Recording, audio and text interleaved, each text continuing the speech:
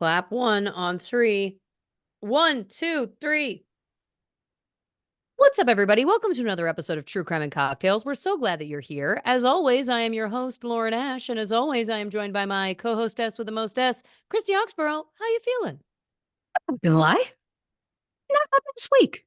Not your best week. Not my best week. Shoot. We were having the most gorgeous spring weather.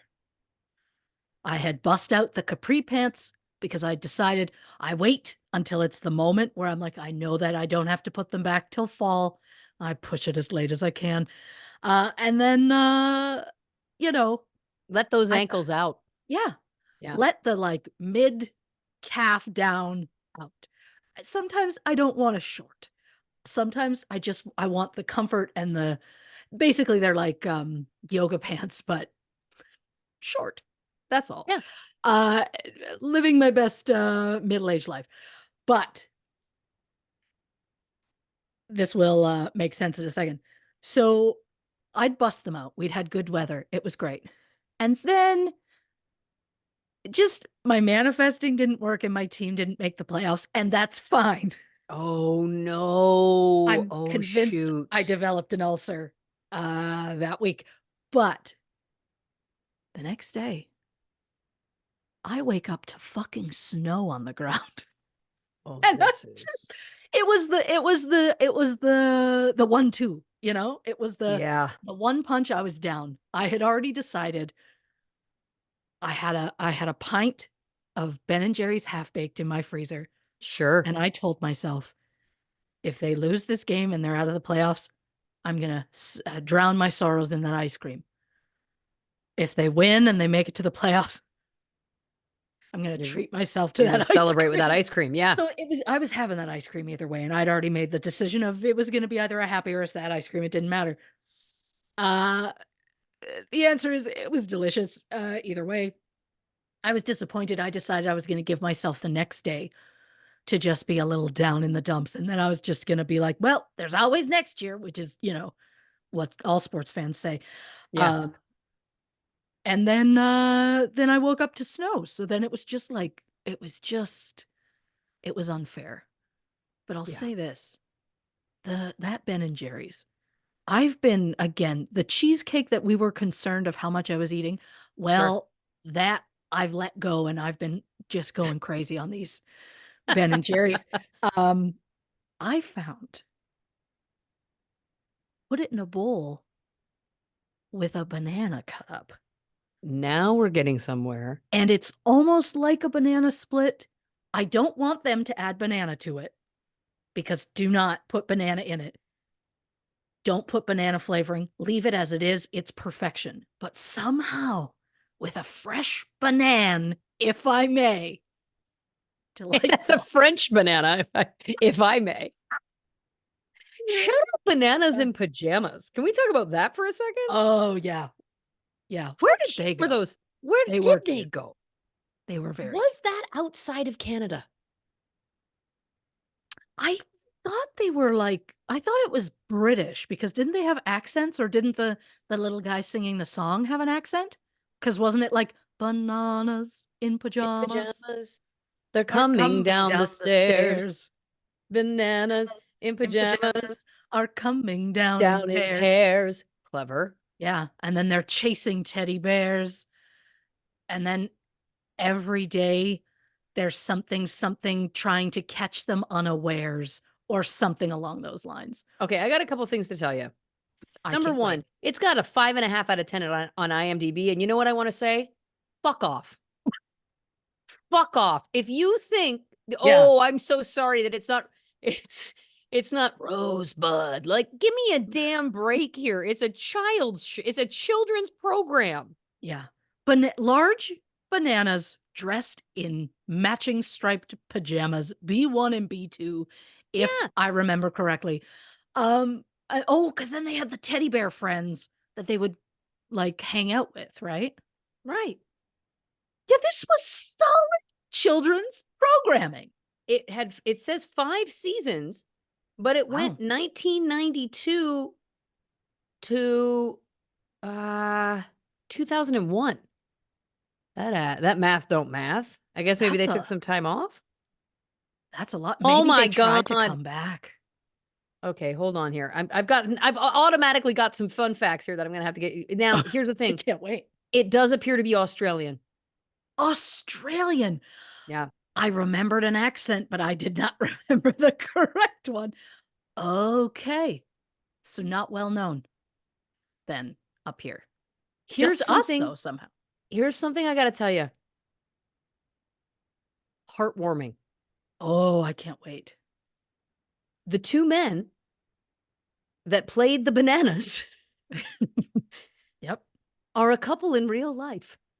Oh, that's Isn't nice. that adorable? Oh, They I love that. in 2019, that's when this article was published, it says, uh, him and his man used to be this is a quote, "Him and his man used to be the bananas in pajamas." This is absolutely iconic. They had been a couple for 26 years at that point. Did they have matching striped pajamas? At Like, did home? they have their own pair for themselves? I hope so. That's adorable. I love that. That's so cute. Well, And listen, that's we a never would have see, this is the magic of true crime and cocktails. Um, I'm also a drink deep, so that's the kind of I energy like you're gonna that. get all day, folks. So just buckle up. But we don't. There's so many things that we would never know the answer to unless we had brought it up on the beginning of this show, and then we find out. Yeah. We purvey the information. It's being fact checked on the spot. How how beautiful. Oh, it's lovely. I had no idea. I mean, obviously, we never know what's gonna come up, but, I had no idea that you knew about bananas in pajamas because I did not know about it for myself.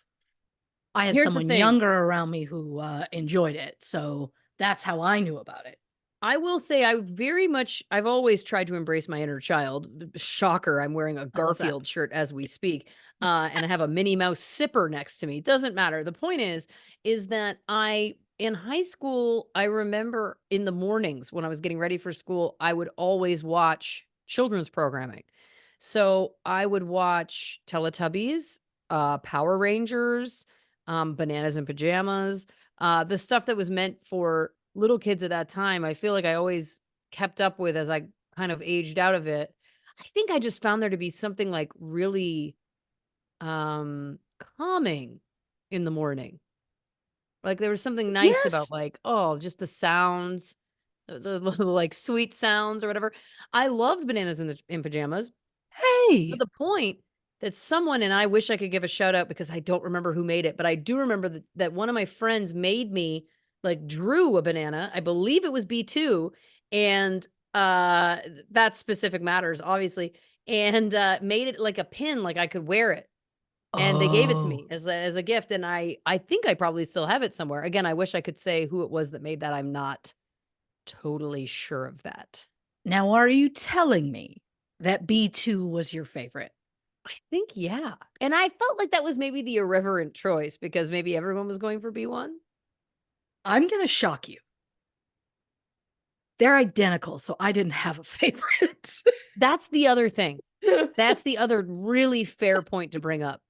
Who had a favorite banana and pajama? They were completely identical other than the number on their collar. And I'm saying I Correct. felt it was irreverent that I chose 2 and not 1 because I didn't follow the crowds. I want you to know that every single time that I am so charmed by you, I'm like, Mm, "She's never gonna hit this level again," and she does. Every time. Every time. I'm like, "She couldn't possibly surpass that peak." She does. Every time. listen, that's a Your it's a love it's a of gift and a curse. B2. Oh, I couldn't be happier. I also had no idea it was Australia Yeah, that me was neither. bringing us that programming. Um, because right now, Australia, I think it's Australia, or is it New Zealand? One of the 2 is bringing the hot kids programming now with Bluey. Is that Australian? Mhm. Wow.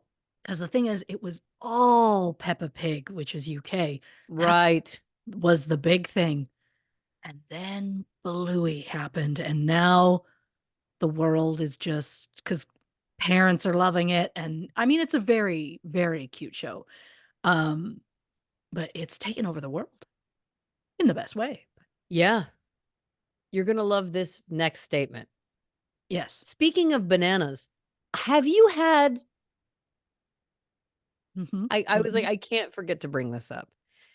Have you seen on TikTok the Reese's frozen bananas? No. You at Costco, you Okay. can go and it is each one is a slice of banana covered in peanut butter and chocolate and then frozen. When I tell you it will Oh, change your life. yeah. Oh, I I made I'm I getting made my getting boyfriend this. we saw someone else with it in their cart checking out. We were at the checkout at Costco, and I turned to him and I was like, "You have to go and find these." And he ran and got them, and we got them in time. I sent a runner. And thank God he's got those long legs, he can move, he Of can boogie. course. He works Uh, out. yeah, so, anyway, I highly recommend I don't know if they're in Canada or not, but, I mean, I know that you do go to a Costco from time to time, and I would I suggest looking haven't in years, but I need to get back in it. you gotta go for these. It's honestly it's worth the trip just for them. If you're a fan Oh, I know you're a fan of chocolate peanut butter, obviously, of then also course. to learn this, you're cutting up bananas or if I may, nanners, uh, Yeah, I don't even know what it is. I truly think that my brain was like, "You know what? Make sure get more fruits and vegetables in your body." And then my brain was like, "Well, but I like ice cream." And then I'm like, "Well, could we put a fruit with the ice cream?" And then in my brain, I'm like, "Well, at least I did that." sure. So I think that's how I've, lied to myself. But now as soon as I get the pint out, I immediately am grabbing a banana. So it's just now an automatic thing that I do. I had to go to the store the other day and buy bananas because I'd eaten through the whole bunch, which is rare. Usually they die a sad death and you throw them out because you're like, I can't even stand looking at them. But yeah, I had to go buy more to make up for my ice cream consumption. It Yeah. is what it is. Look, now I'm eating at least a banana a day. So, follow me for more health tips. Like and subscribe Yeah. for these Yeah. health hacks. I know. Look, I remember back in the day when I first discovered Ben and Jerry. Sure. Um, I used to like lid off, throw it out, and just down that pint. Now I feel like I'm being respectable because I'm only doing half a pint at a time with a banana. Sure. Again, follow me for more health tips because I've never been happier. Have you seen the new Ben& and Jerry's flavors where the center is like a core of something else? Interesting. Let me I'm going back to the internet, folks. Try Of and stop me. course. You can't. Um, yeah, so, like, there's, like, a mint chocolate chip one, and there's, like, a fudge center. Okay. Now look, I think I've only ever done the half-baked because I saw it and went, "I bet I'd like that." And spoiler, I absolutely do. Somehow, it's just somehow the brownie bits are just like brownie batter Yeah. consistency, and they're perfect. So I might at some point branch out, and try other Ben& and Jerry's. Well, may I suggest this Ben& and Jerry's core, and the flavor is simply called brownie batter. Oh, And I'd like that in my if core. it's chocolate and vanilla ice cream with fudge brownies in the ice cream, and then a brownie batter core. Fuck. I have to have that. Yeah. Well, where am I writing things down? Oh, I'm just gonna put Yeah. Ben and Jer because I'll know what that means, and There's it another saves me one 2 here. letters. This one is, uh, chocolate and peanut butter ice creams with mini peanut butter cups and a peanut butter fudge core. Shit. Well, you're gonna love this. You know what's Yep. gonna happen Yep. is I'm gonna get a bunch of these, Yep. a bunch of different flavors, Mhm. and then I'm gonna be like, So everybody asked me for my list of top 10 Ben and Jerry flavors, and you'll be like, I don't recall anybody asking And you're that. like, people asked. And I'll be like, well, I seem to recall us talking about children's TV and then ice cream, so it basically means the same thing. So yeah, I probably will take this upon myself to branch out, try something new. And I mean, they're pricey, so I lucked out and found it on sale, so there was that. But I think I do need to branch out. I'm gonna look for anything that has core written on it, I think, at this Yeah, point. the core ones, I think there's one called Boom Chocolata, which for me really speaks to me. Of course. Listen to this: mocha and caramel ice creams with chocolate cookies, fudge flakes, and a chocolate cookie core. I like how much you're responding to the core. Honestly, it feels to me like it's kind of like an innovation, which I'm all about, which I'm Mhm. all about. Listen to me fucking running my mouth. It's all about an innovation, which I'm all about. Who am I? Who is this woman? Oh, I was literally gonna try and turn this into a joke where I was like, "This is the only core workout I do." I have 4 words on this topic that are going to possibly change the game even harder. Oh, boy. What if I told you there was a little something called peanut butter half baked? Oh, boy. Oh, no. Watch, you can only get these in the States. You're gonna come down here next, and then it's Well, just gonna be like, we're gonna get a suitcase of ice cream and eat ourselves sick. because what's the alternative? All of a sudden, I have a Yeti cooler that I'm taking on a plane. I Yeah, can't do you that. can't. What's gonna happen now is I'm gonna give myself the task of going to as many stores in this town as possible and just buying every flavor that I can find. It's gonna be expensive. It's gonna be insane, the sight of my freezer. Um, May I suggest maybe just buying another freezer? the idea this is the joke. At this point, after this long with me, he will not bat an eye. If I come home or like a truck pulls up to our house and my husband's like, "What's that?" And I'm like, "I actually bought us another freezer." And he's like, "What would you buy that for?" And I go, "Just ice cream." He's just gonna go, "That checks." Yep. Like he gets it. At this point in the game, there's nothing I could say or do that would throw him off. He'd just be like, "Yeah, yeah, that makes sense." 'Cause that's who I am. Chocolate and peanut butter ice creams mixed with, and I quote, "gobs of peanut butter cookie dough Oh. and fudge brownies." Yeah, he's gonna get it when he hears that. What are you He's supposed to do? he's gonna hear that and go, "I can't believe she hasn't bought a freezer yet." Yeah. Yeah. The hilarious thing is I'll be like, "Where should I put it?" You know where I'm gonna put it? Back there. I was just gonna say, who's to say you can't have it in the office? And I then mean, this is everybody can see it. It's gonna be great. listen. Consuming ice cream like that Yeah. while watching children's TV. Did you ever, like, Under the Umbrella Tree? Under the umbrella tree. Mhm. Of And course. Harriet's Magic Hats? Harriet's magic hats. Yep. Yeah.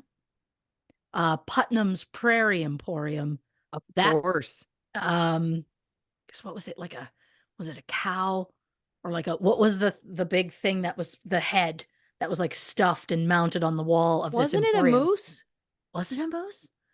I don't know. It was like some sort of, like, cow, bull, very well could have been a moose. And he had, like, a loud, like, slow voice, Yeah. and then there was that cat that had a beret and sunglasses and played a saxophone on the counter. Like, this is the shit you miss, when you don't watch children's shows, you know? Here you go. Putnam's Prairie Emporium was a half-hour Canadian children's television series which aired for 2 seasons, Wow. Okay. 88 to 90 on CTV before being syndicated on YTV. A total of 51 episodes were taped at CKCK-TV in Regina, Saskatchewan. Of course. I'm trying to find out what the thing was on the wall. It has to have a name or something. Caldecott Sea Cat was a saxophone Oh, playing cat who lived in a basket on the store's counter. yep. Benjamin was a talking beefalo. A beefalo. Beefalo head hanging on the wall behind the counter. Mhm. Mhm. The characters would also frequently travel to alternate dimensions to battle robots, zombies, and robots. Sorry, dinosaurs, zombies, and robots. How do I not remember that? Is that Several real? episodes involved time travel. This has had an experience. This has gotten into our subconscious. Well, shit. I guess I'm writing down Putnam's so I can try and find it. Yep. And that's what I'm gonna rewatch. Oh my God. This is something very sad. A DVD was rumored to for 2008, but according to a posting on the X Entertainment blog in June 2004 by Putnam's lyrics writer, the master tapes were likely destroyed years earlier. What that? Sad. Oh. Sad. Oh, I'm gonna be devastated. Why Now, would you ruin the master tapes of any show that yeah, was created? You put that shit in a safe. where was the Putnam's Prairie Emporium safe? Yeah. Now, just in case we before we can move on, I have to let you know that a beefalo is a hybrid offspring of domestic cattle, usually a male, and the American bison, usually a female. The breed was created to combine the characteristics of both animals for beef production. So the best they came up with was beefalo when cowison was just right there. Now, wasn't there a famous story of a beefalo? Was there? I don't know. The only There like was, uh, what did if I remember correctly, there was what a did beefalo that escaped. Didn't we talk about this on the show? a beefalo escaped? Yeah, about the cop who spent 8 months trying to catch an escaped beefalo who went on the run? Do you not I remember? Did we mean, not talk about this on this show? I talked about this somewhere. Maybe it it was on my old podcast. it is possible, but I don't recall. No, I think I guessed it on a podcast. I guessed it on a podcast. I wish I could remember the name of it, which one it was to give a Sure. plug. But I guessed it on a podcast, and this was the story. Yeah, Buddy the Beefalo escaped from a slaughterhouse, and, like, this one cop it should be a movie because this one cop just got obsessed. Like, he just was like, "I can't accept that we can't catch this beefalo." And so it became, like, this series of, like, you know, trying to set traps, and then the beefalo would outsmart them, and, like, eventually they did catch Buddy, I believe, but they never killed him because he was too smart. They were like, "He deserves to live." And to that I say, look, I could go into my larger feelings about, like, well, the fact that he had such a will to live, shouldn't be outshadow the other ones that have a will to Mhm. live. But regardless, yeah, Buddy the Beefalo. The fact that it didn't turn out that Buddy was actually like 2 dudes in a costume is Yeah. amazing. Um, That movie needs to happen, yeah, and, I was gonna say, I was trying to think of, I'm like, where's, like, another, like, animal like that that I've heard of? I was thinking Babe the Blue Ox. sure. Paul Bunyan, there it is. I was Different like, story. "Who's the guy with Babe the Blue Ox?" It was Paul Bunyan. I I very also just need distinctly you to remember know that that I cartoon. I just Googled Buddy the Beefalo Lauren Ash just to see if that podcast I did popped up. The number one people also ask, you know how it shows you like what people are also Right. Googling? The Yeah. number one, how are Lauren Ash and Christy Oxborrow related? Well, I mean, I'm honored. Yeah. I'm honored to be there. I'm not crazy jazzed about coming up as the first hit after the word beefalo. Good So news. take If it as somebody's being honored. Googling beefaloes, it's beefalo Lauren Ash. The next obvious question on their mind is, doesn't she have a podcast? She should have talked about this in this true crime story. I mean, Buddy the Beefalo does feel adjacent. There was a cop involved. There was an escape. Sure. He evaded the police for 8 months. Hashtag justice for Buddy the Beefalo, you know? I just wanna know, like, did the cop, like, leave his job to do this? Was he only hunting him on off hours? Yes. How was he hunting him? Was there a tracker involved? Did he have a tag? Did he have any markings, or did he just finally go, "I swear that's him," and the beefalo who's not Buddy just went, I've never seen the guy. I don't know what you're talking about." He's like, "That's Buddy." Just So because, apparently the way that I remember the story, he was adamant that he was only doing this on his own time, but also that it may have like put a, put a strain on his marriage because he was so obsessed that it was all he was doing with his downtime. I think his kids were like, we didn't see our dad for like the better part of a year while he was tracking Buddy the Beefalo. like, I just have so many questions about why this isn't a movie. With Because this you is could take it Cocaine Bear. so many ways. This is what Cocaine Bear, paved the way for. Yeah. If we don't have this, then what's the point? I should pitch this to somebody. Yes. I'll write this down. Pitch Beefalo film. If I'm this half cut from one drink, where does this go? Oh, I couldn't be happier. I'm just trying not to think about anyhow being linked to the word beefalo in a search. No, it's nothing to do Fine. with you. I think it's just No. that's like the Uh, next thing that is searched. Like if you search Sure. anything in Lauren Ash, the next one is that. Well, I'm going to test that. I will too. I'm going to Google. What am I going to Google? Cocaine Bear and Lauren Ash. Let's see. I like that. Okay, well, all of these are about Cocaine Bear. Oh my God. Okay, sure enough. I Googled lemonade and Lauren Ash because I And was looking for something random. People also ask, how are Lauren Ash and Christy Oxborrow related? see? That's fucking weird. Yeah. What has Lauren Ash appeared in? What episode did Lauren Ash write? It's called Gender Reveal. Thank you very much. How tall is Dina in Superstore? Taller That's than you another think, but not as tall as you think. It also Yeah. depends. I mean, and then there's also an Instagram called Ash Lemonade. Well, Hey. so there we go. There we go. Oh my, how is, and then there's a legit article from the Chicago Tribune that somehow has you talking about Ryan Gosling and something about lemonade in here. Huh. Oh, they're gonna make me pay for it. I'm not. Nah. So I guess we'll just never know. But the point is, I mean, I'm flattered. But also, look at this fucking smoke show that comes up. Thank you very much. I mean, good God, you in lavender, lilac, whatever we're calling that. I mean, stunning. I don't think there's a color you can't wear, but you in a purple, you know what I mean? I'll take it. Well, much like what I'm wearing right now. Well, don't think I didn't notice. Thank you very much. Still a smoke show. Thank you kindly. What you drinking over there? Oh, I'm doing a Coke because I have to have caffeine because I got up very early today forgetting that we were going to be up late this evening. I did not plan ahead.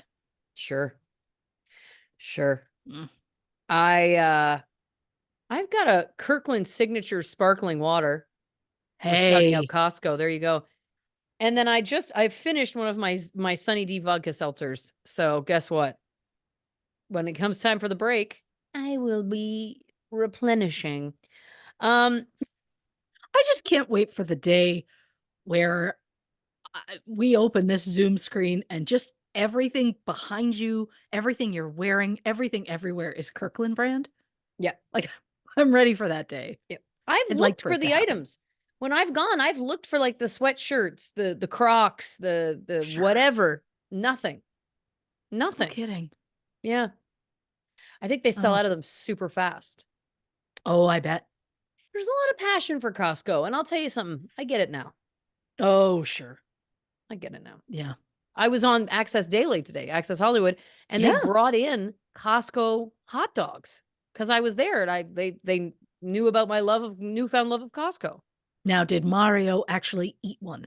He did. He also had been eating in prior segments, and at that point, he was just like, I gotta stop." Like, every segment had a different alcoholic beverage and food. Mine was a crispy cold. Crispy cold? Don't worry about it. Ice cold pint of beer and this hot dog. And I gotta be honest with you, it tasted like baseball. I was gonna say all you Yeah. needed was a baseball game. Yeah, I was into it. That's what I love is when my season ends, yours begins. Yeah. So I think that's a beautiful thing. And look, I've seen a lot of ads Sure. for the sport. Yeah. And I don't hate what I see. I mean, they are athletic. Yeah. Toned. Yeah. Yeah, I get that. Yeah. I get that. On that I don't note, have time to switch to another sport. you don't. Like I don't You have don't. time to add another sport. Because then if you're gonna get into baseball, then think about the baseball card situation. If you thought hockey Oh, cards yeah. was a thing. Well, and hockey cards are on a bit of a pause for me in the moment because I went to buy cards for myself for my upcoming Rumspringa for next month. Of course. And they were over twice the price that they were last year when I bought them because it's now just a thing and the prices are insane. You And started a so revolution. I'm disappointed in myself for that. So I'm gonna have to wait and just buy them so late in the game. But you know, it is what it is. But yeah, there's no time in my schedule to add another sport. According to an email from the sports app that I use to watch games, I watched 5,609 minutes of hockey games this season. So, Listen, yeah, who's getting hurt? not me. Yep. The only thing that's getting hurt is the banana supply. You know what I mean? Thank you so much. You're welcome. Yeah. I say not me. No, I'm absolutely heartbroken. So Yeah, I'm trying not to dwell on it. I feel like fault. it's yeah, it's a not the trauma. sports fault. I can't think of it. I won't go into the problems that I believe we have, but we'll work on them. We'll get there. Yeah. There's time. Maybe I'll dabble in a baseball. Like I'll just glance at it a little bit. Shot, give it a try. You know? And I know there is something different about being there. There is. I love a live baseball game. I love any Sure. live sporting event, to be honest. You come alive. I do. Yeah. You like the energy. I like the energy. I like, again, any sport. I don't even have to, like, it doesn't have to be my team. Any sport, any teams, anytime. Yeah. Well, we went to that Kings game and neither Yeah. of the teams were my team. Great time. It Great time. reinvigorated my love of the Yeah. sport. Yep. I Hmm. just accidentally hit a can. I don't know if you heard that, but it felt like I was like, oh, it didn't echo that time. It felt like I was like doing a cymbal crash to like end our thought. Great What I sport like is anytime. Oh, what I like is that was you're too aggressive. doing our own soundboard now. We've been talking about it. I know I can't get into soundboards because I'm gonna spend so much time. Like they're just the whole show is gonna be me fiddling with buttons. Yeah.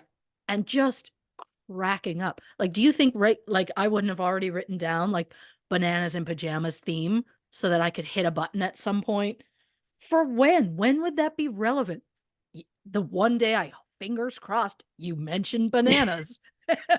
And I can be like whatever it was. Yeah. Oh my Listen, God. Well, you were bang on and you damn well know it. All right. We're talking Lover Stalker Killer. This is, of course, a documentary that aired on Netflix earlier this year, recently this year. What am I talking about? yeah, I want to say February-ish. Yeah. So it was earlier this year. I'd give myself a break. Nice. Yeah. Here's the thing. I went to start watching it because I was like, "Ooh, maybe I'll watch this ahead of time," which I don't typically do. And then I was literally 5 minutes in and I went, "No, I want to hear it from her. I want to come in. I want to come in cold, come in blind. I want to Sure. be shocked and awed in the moment, in real Sure. time." So that's where we're at. So if you're like Okay. me and you're not familiar with the documentary, do not fret, my pet. I will get you up to speed right now. In 2012, Dave Krupa was starting his life all over again after ending a long term relationship and moving to a new state. Dave signed up for online dating in the hopes of finding something casual, but what he got was a love triangle that led to harassment, stalking, vandalism, arson, and even murder. In a case involving the darker side of dating in the digital age, we'll learn that some people are not who they claim to be. So join us as Christy Oxborrow investigates a modern day love story turned cautionary tale.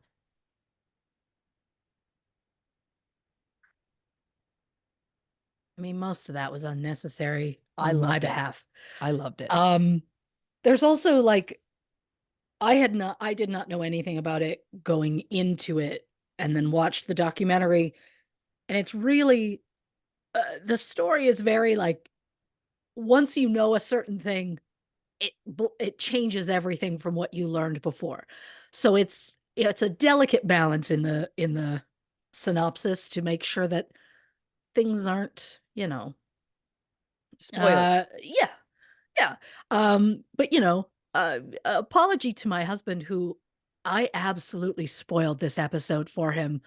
I just went, "You probably won't listen, right? You do? Okay, it's fine." Anyhow, and I told him everything as I was going through it because I really wanted to talk about it. So he knows everything. But I also when I tell him things about I never give him names because in Right. my brain, I'm like, "Why bother?"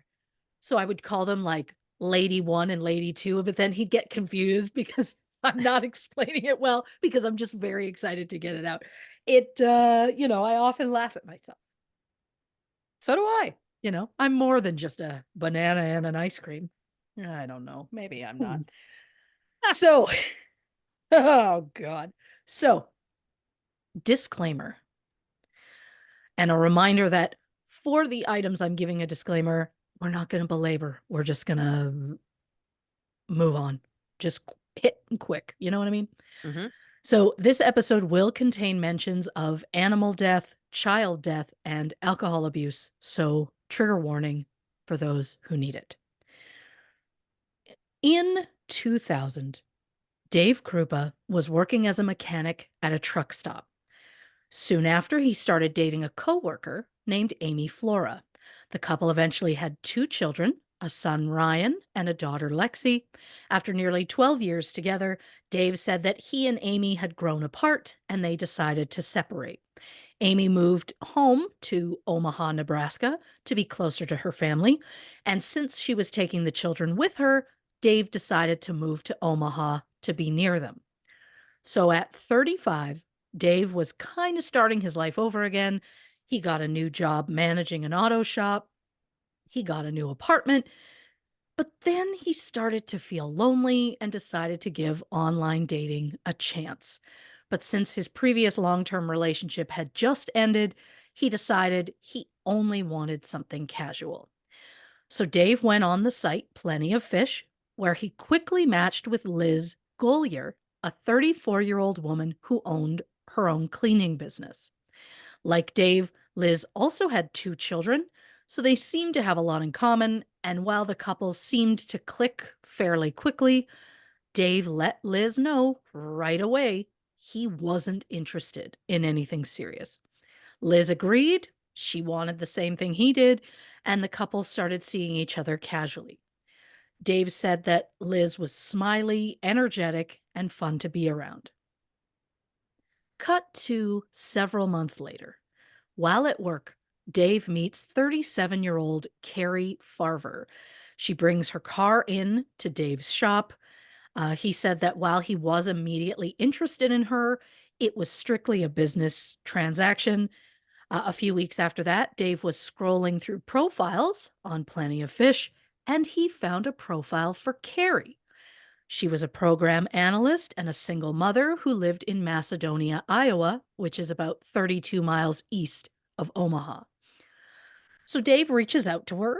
They set up a date, and Dave said that Carrie was smart, sexy, totally out of his league. On their first date, they went back to Dave's apartment, and shortly after arriving, Liz randomly showed up saying she needed something of hers that she had left at Dave's apartment. There was kind of an awkward moment of Liz coming in and Carrie leaving.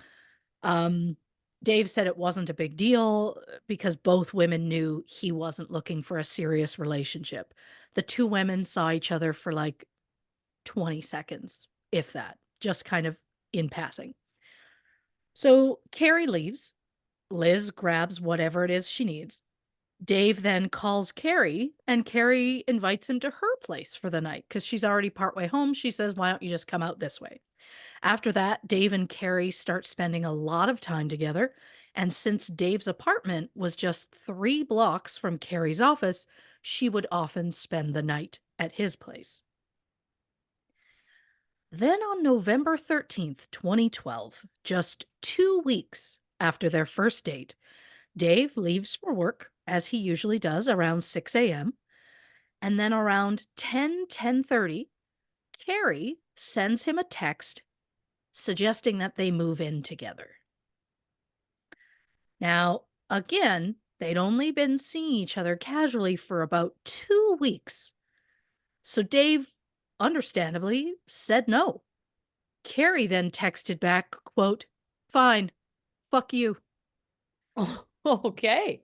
Carrie then sends a series of texts saying Dave has ruined her life and she never wanted to see him again.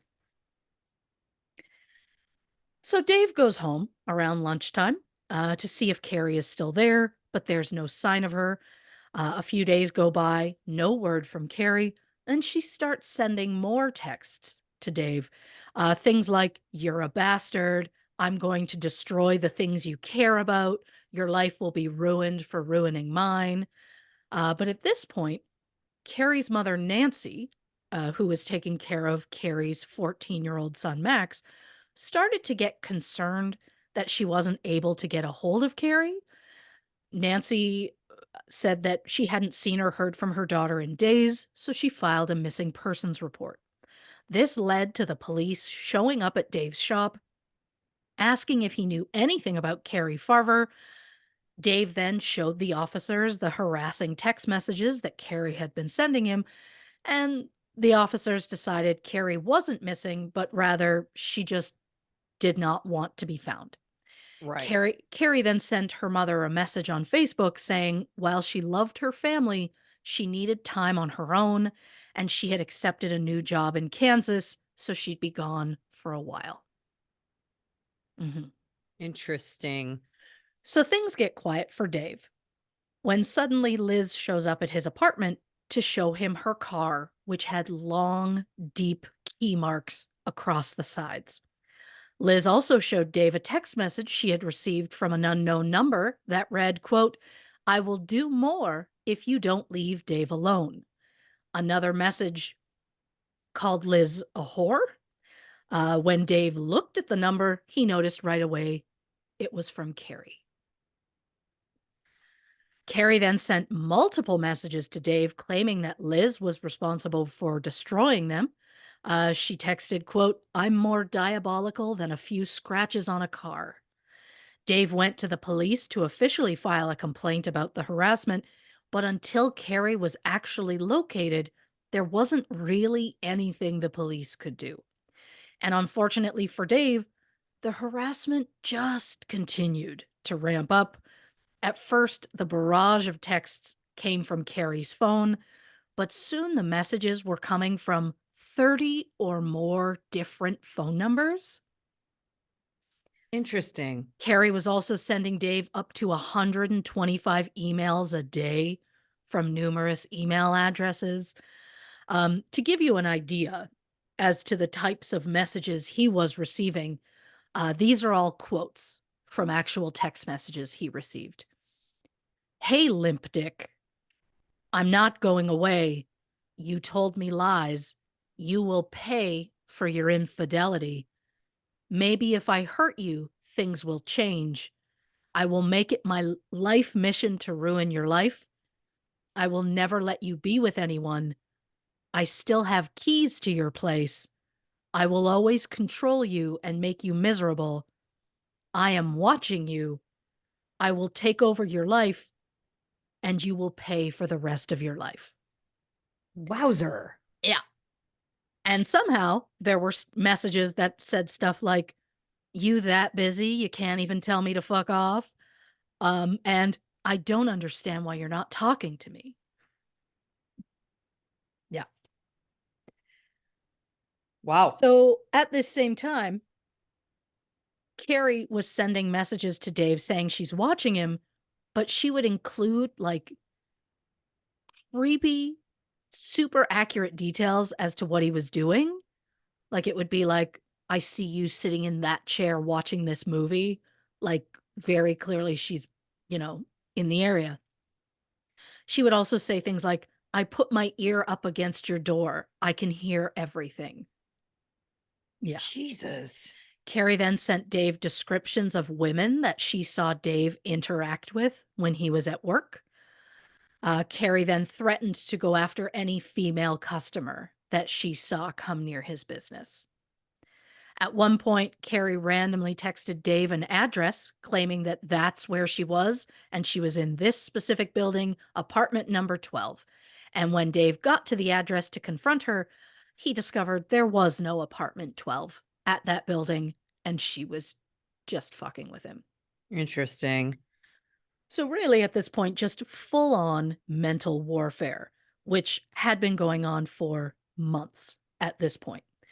Then Carrie sent Dave pictures from inside Liz's house saying things like, I wonder if she's here. And, oh, she left the garage door open. So then Dave goes to Liz's house. He discovers Carrie had keyed Liz's car again. She had spray painted the word whore on a wall inside the garage. A police report was filed, and Liz admitted she had been receiving texts from Carrie, um, who was calling Liz a homewrecker. Dave and Liz ended up bonding over their mutual harassment, and they ended up rekindling their relationship. But one day, when she arrives at Dave's apartment, she found that his windows had been smashed. So she calls Dave. He shows up at the apartment. He finds his windows are broken, and Liz's clothes are laid out on his bed. The clothes had been slashed with a knife, and on the wall above the bed, the words, "Go away, whore," were written in lipstick. Jesus. Yeah. At this point, the main detective working the case said he had enough probable cause to get an arrest warrant. But again, the problem was no one could find Carrie to arrest her. And if she can't be found, again, there's just nothing they can do. But she's bound to get bored and move on eventually, right? Wrong. On August 17th, 2013, 9 months after the harassment first started, Carrie sent Dave a text that read, I set your nasty whore's house on fire. I hope the whore and her kids die in it. Jesus. Yep.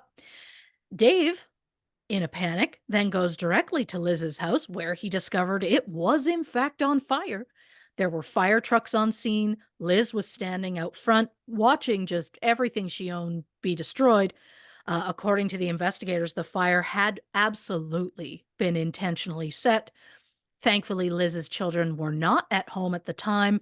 However, all four of Liz's pets, which included two dogs, a cat, and a snake, all perished in the fire.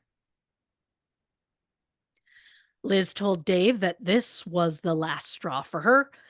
She ended things with him and told him she was moving to a new city, but she wasn't going to tell him where. And honestly, that makes sense to me because no relationship is worth putting up with that level of harassment. No. In the spring of 2015, Jim Doty and Ryan Avis, who were investigators with Pottawatomie County, decided to take over Carrie's missing persons case. They spoke with her mother, Nancy, who had not seen Carrie since November 11th, 2012. Carrie had apparently sent her mother that Facebook message saying she got a new job in Kansas and she needed time on her own. And Nancy might not have found that suspicious if it wasn't for the fact that Carrie had left behind her 14-year-old son.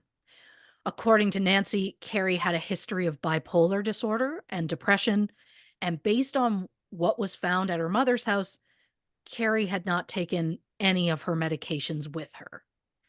So the investigators started to believe that everything happening with Carrie, including her disappearance and her harassment of Dave, was some sort of mental health crisis and that she just simply didn't want to be found. After the fire at Liz's house, Dave decided he needed to do something drastic to get away from Carrie. So in February 2015, he moved to Council Bluffs, Iowa, changed his phone number, and got a new job. And for a while, that seemed to have done the trick. Dave went months without any word from Carrie, so believing the whole ordeal was over, Dave went back to Plenty of Fish, where he struck up a conversation uh, with a 29-year-old tattoo artist from Fremont, Iowa. Dave and the woman agreed to meet, and when Dave showed up, the woman wasn't there. After waiting for an hour, the woman texted to say, "So sorry, just running late, but I am on my way." Dave waits another hour. The woman sends another message that simply read, quote, "This is Carrie. Fuck you." To quote Dave, "I had fucked up and let Carrie back into my life." And just like that, Carrie was back to her old antics. But this time, her main target was Amy Flora, Dave's ex girlfriend and the mother of his children. Amy received numerous texts and emails threatening her life, threatening the lives of her children. And when I say threats, I mean she would say she was going to slit the children's throats in their sleep, Jesus which Christ. is next level. Carrie also started following Amy and would text her with descriptions of what Amy and her children were doing at that exact moment. And since Dave's ex and their children were beginning to feel unsafe, Dave's father bought him a 9mm Smith & Wesson handgun, which Dave kept in the top of his closet. So this case already has stalking, harassment, and arson. What's going to happen now that we have a gun in the mix? We'll find out after the break. I need you to know, Yeah. I think I know the twist. And I wrote down the moment that I think I figured out the twist. Of course. Yeah. So I want everyone to know that if I am right, then I'm not making it up. And if I'm wrong, I'll own it. Are you going to Johnny Carson this? I will. I will do that on the break. I'll get an envelope. I will Johnny Carson it. That's what we do on this show. We have to. Yeah. All right, let's take this break. I got an envelope to get. I got another Sunny D vodka seltzer to get. And you need to get yourself on the can, put your butt over a bowl, make something happen, grab another drink. And we're going to be right back with more on the Lover Stalker Killer episode of True Crime and Cocktails. Clap 2 on 3. 1, 2, 3. Welcome back to this episode of True Crime and Cocktails. I hope everyone did well with their butts over their bowls. That's actually a callback to there's a Superstore scene where I said, I got to go get my butt over a bowl. It was improvised. It did come from Lauren Ash's brain. So there you go. On the break, I did Johnny Carson style put my Lover Stalker Killer prediction in this sealed envelope. It's the fact that you sealed it too, that as though anybody would say you cheated in any way. Yep, but exactly. I like that you're like, I'm going to seal it. I just don't want it to be like, I don't want even 1% of one listener to be like, she's lying. Like, I don't want that. That's not who we are. That's not our brand. I'm in another drink, so it's only going down from here. Like, just know that. Like, if you're not into this, you're not going to be into this in an hour. I personally am having the time of my life. Thank God. Just know that. God. Well, beautiful. So, in the spring of 2015, Pottawatomie County which, if I may, high five myself verbally for how well I have said Potawatomi. It is not easy, It's but been I'll say flowing it. off that tongue like I don't even know what. Like raindrops off a beautiful rose. Thank you so much for that. Look, it's written phonetically for me. It's easier that way, and I may or may not have practiced. And some may say, well, maybe you should practice every time before you say a difficult to say word. Again, 5,609 minutes of my life are devoted to a sport. I just don't have time otherwise. Oh yeah. Plus, I just love the way Potawatomi sounds. Anyhow, so these investigators, Jim Doty and Ryan Avis, they take over Carrie's missing persons investigation. And while the case initially seemed like a woman suffering from some sort of mental health break, Jim and Ryan could not shake the feeling that something was off. According to the messages that her family had received, Carrie had allegedly gotten a new job in Kansas and moved out of state. The strange thing, of course, is that Carrie left everything behind: her medication, her clothing, just absolutely everything she owned, and even her 14-year-old son. Carrie's family said it was completely out of character for Carrie to leave her son behind. Also strange was the fact that Carrie and her father, Dennis, were incredibly close. And at the time of Carrie's disappearance, her father was dying. The people closest to Carrie said she never would have left, knowing how sick her father was.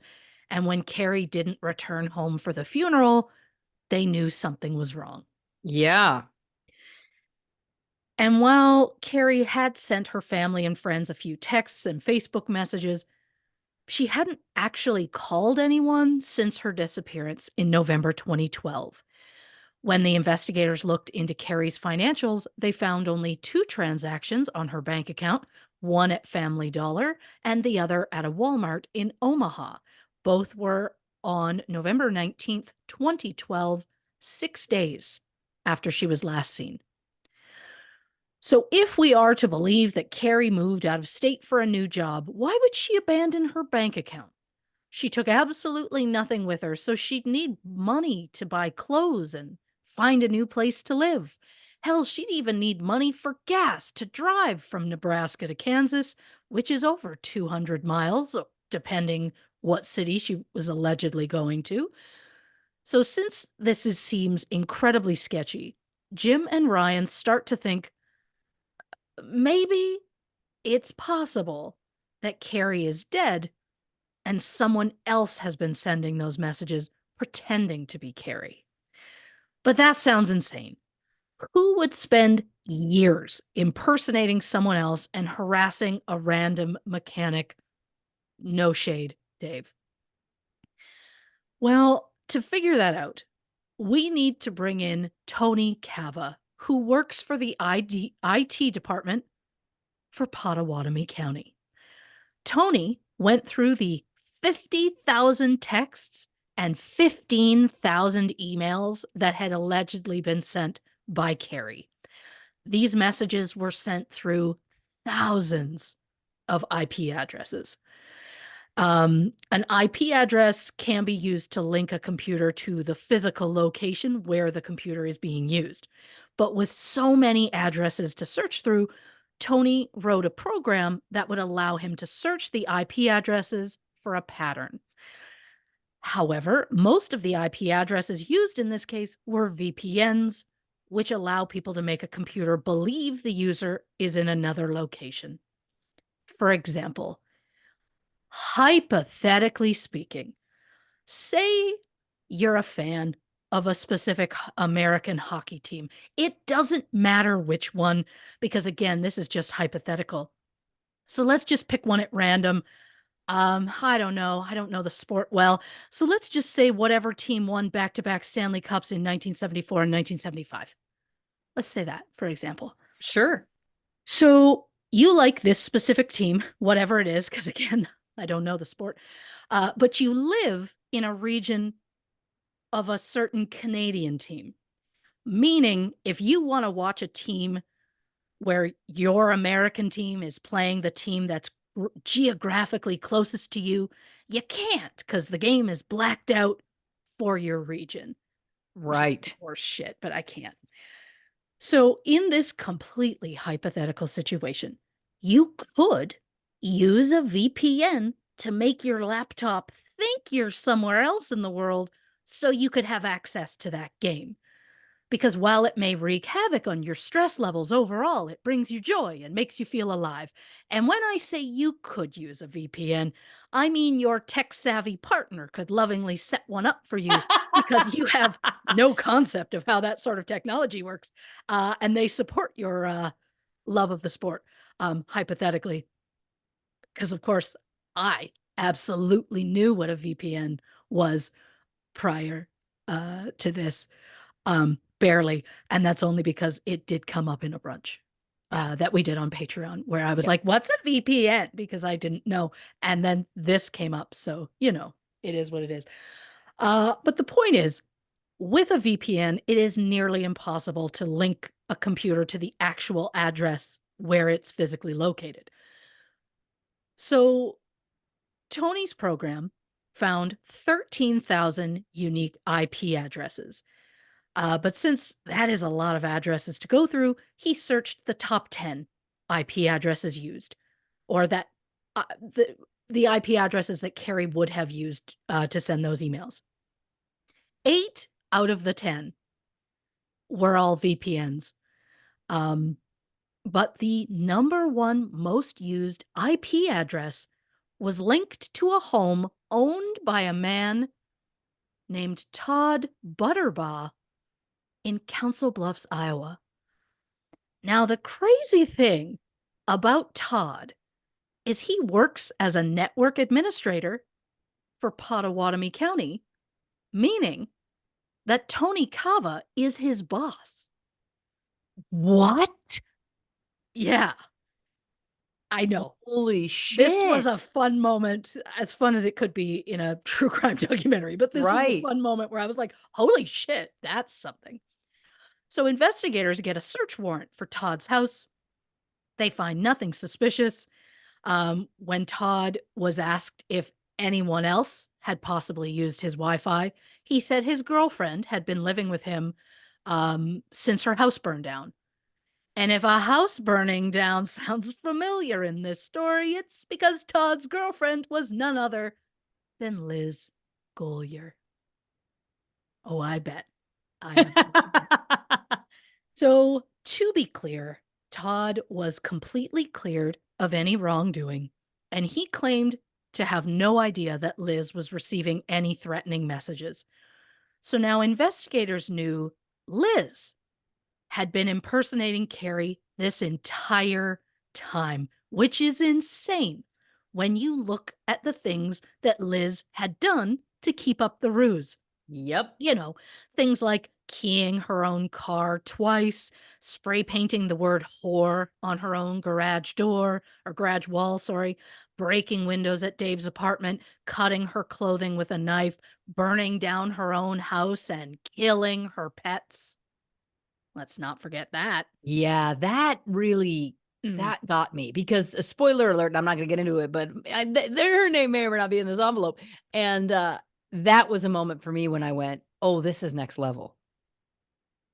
Key a Yeah. car, paint a thing, but being complicit in that, Oh, it's insane. that's I'll say it. It's yeah, insane that's to be wild. willing to go to that level because setting the fire and pretending that you barely made it out is a lot to unpack. Yep. But it means she had more than enough time to get her pets out safely. She chose not to, She chose not to. possibly to add sympathy for what Liz would get from Dave once he found out. But obviously, the kids weren't there at the time. It was planned that the kids wouldn't be there. So she knew enough not to have her children there, but couldn't be like, I barely got the pets and myself out. She could have. She absolutely could Oh, have. she She created the absolutely could have. timeline. She did. She did. No one else is in the house. No one would ever know. That's Absolutely. psychotic. Oh, And yeah. we don't throw that around on this show. That's psychotic. Oh, it's next level. Um, but even though the investigators learned that Liz was impersonating Carrie, they had no proof that Carrie was ever harmed in any way, and there was nothing that specifically linked Liz to Carrie's disappearance. Of course, they fully believed that Liz was involved, but they had no way to prove it. So, for the sake of the investigation, they downloaded the contents of both Liz's phone and Dave's phone. On Liz's phone, they found that she had 20 to 30 fake email accounts, an app that allows for texts to be sent out at a scheduled time, and a picture of Carrie's license plate, which was taken December 24th, 2012. Carrie was last seen November 13th, and her car wasn't found until January 8th, meaning that Liz knew where Carrie's car was after Carrie was last seen, but before it was found by police. Investigators who had previously processed the car had only found an unknown fingerprint on a package of mints in the console.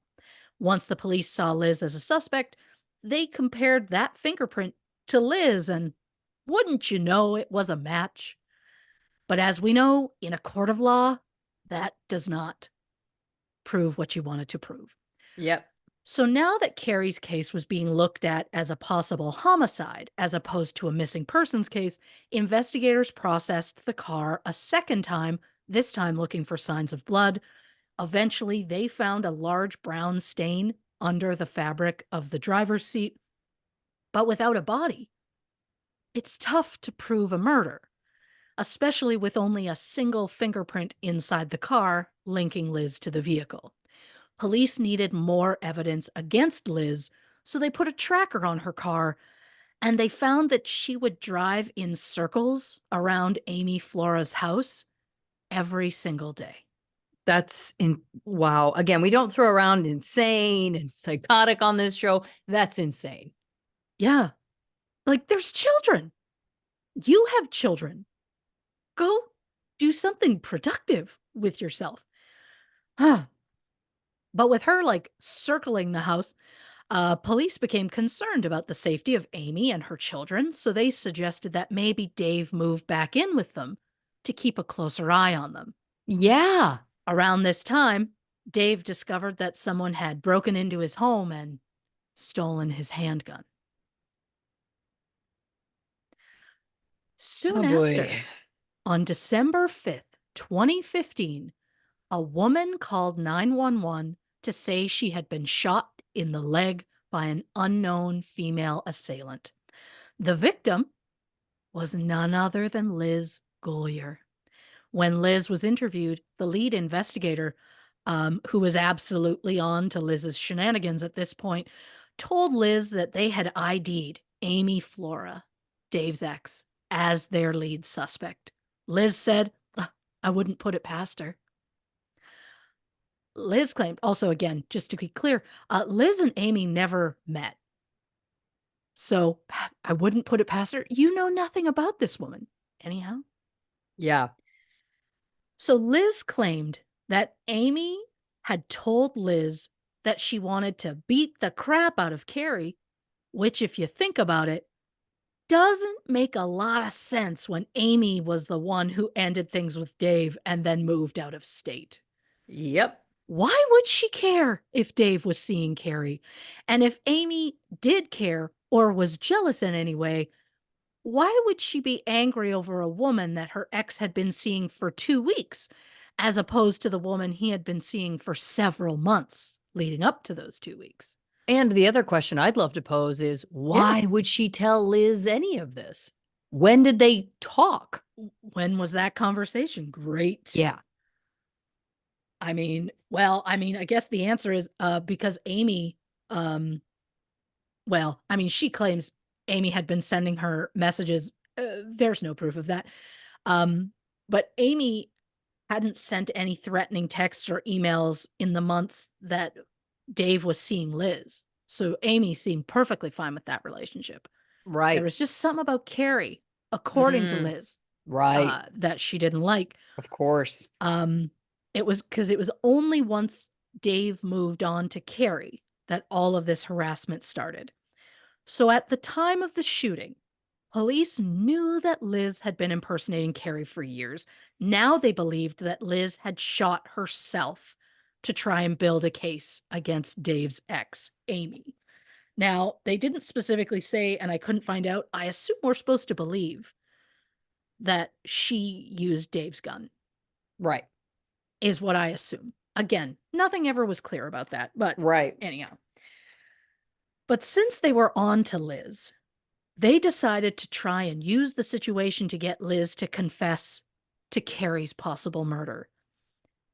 To be clear, Amy Flora did have a solid alibi for Liz's shooting. I'm sure So, of it. absolutely wasn't her. The lead investigator, Jim Doty, told Liz they didn't have enough evidence to charge Amy with Carrie's murder. But if Amy were to, I don't know, send Liz proof of a crime, well, then Liz should let the police know, like, as soon as possible, on the off chance that Amy would ever let her know. Days later, weirdly enough, Liz started receiving multiple emails from Amy, including one that read, quote, "I shot you at Big Lake Park because you wouldn't stay away from Dave." Now, keep in mind, at this point, Liz had stopped seeing Dave over a year ago. So why would Amy go after her now? It makes no sense. Liz then got incredibly upset. She calls the investigator, Jim, to ask why Amy hasn't been arrested over the shooting. She said, quote, "She gets to be free and be with Dave." One, Amy wasn't with Dave at that point. And two, sure sounds like Liz is angrier than Amy ever was about who Dave was with. Yeah. So Jim decides to give Liz the chance to incriminate herself. He outright told her, again, we just don't have enough proof to arrest Amy. And we'd need a lot more detailed messages about the crimes before we could do anything about it. And wouldn't you know, soon after that, Liz started receiving random emails, supposedly from Amy, where she admitted to murdering Carrie and using Carrie's phone to harass Dave. Multiple emails were sent in February 2016 in which Amy allegedly told Liz she had gotten in Carrie's car, stabbed her twice in the chest and stomach. Amy then claimed to have left Carrie's body covered with a tarp in an abandoned lot for about a week before returning to the lot and burning the body. She then Jesus. claimed to have put the remains in garbage bags and tossed them in the dumpster at her apartment. Just a few quotes from those emails to know what level we're at. Quote, "Then that bitch was out of Dave's life. You ugly, Liz. I tried shooting, but you still here, so I will try again. Dave is not leaving me and my kids. I have been pretending to be Carrie to run you off." Another quote, "I told you before, you stupid bitch. I threw her phone out my window while driving down the interstate. I can describe her house, leather furniture, all wood bedroom set. The stand next to her bed had personal toys in it, just like you, crazy Liz. I saw you text Dave about your toys. Lame. You can't get a man, so you need toys. Dave came back to a real woman because you're worthless, crazy Liz. I also took some clothes and shoes of hers." Which is an odd thing to add if you don't leave those things in her house. You know what I mean? Like, Yeah. if you're gonna frame her, you know, eh, learn how to do it. Not that I'm suggesting she should, but anyhow.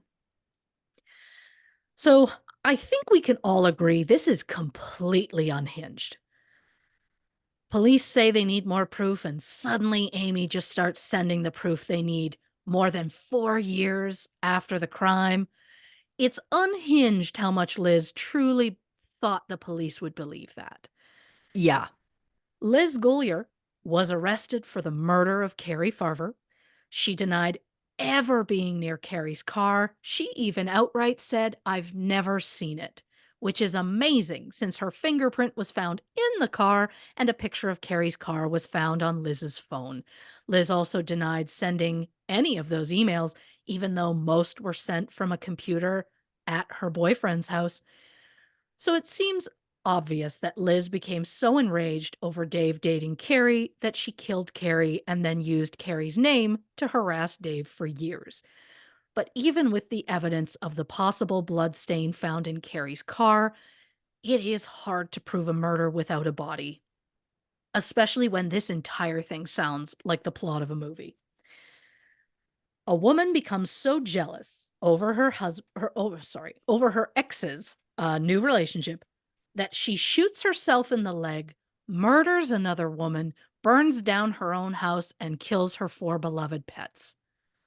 So again, the prosecution's going to need some sort of evidence to help with their case. The police asked Dave if he had any electronics from around the time that Carrie had gone missing. He searched his storage unit and found he actually had Liz's old tablet. Now, the tablet had been wiped clean, but inside the tablet, there was a micro SD card, which appeared to have been from Liz's phone in November 2012. On the card were 11,000 photos. Unfortunately, they were all only kind of viewable as like small thumbnails. But since so many of them were selfies of Liz, police were able to confirm that that SD card did in fact belong to Liz.